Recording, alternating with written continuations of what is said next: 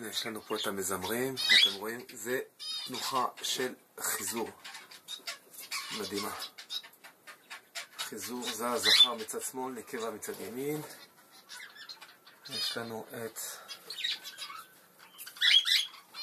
הווייט פייסים רגילים, פנינה. יש לנו פה ווייט פייס עם פלו.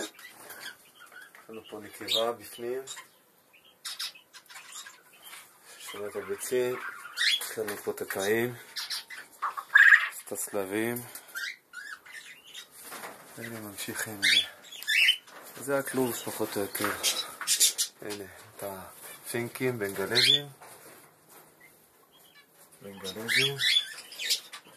פינק זברה. הלבן הנקבה. איפה הזכר? הנה הזכר לידה. פה קונים.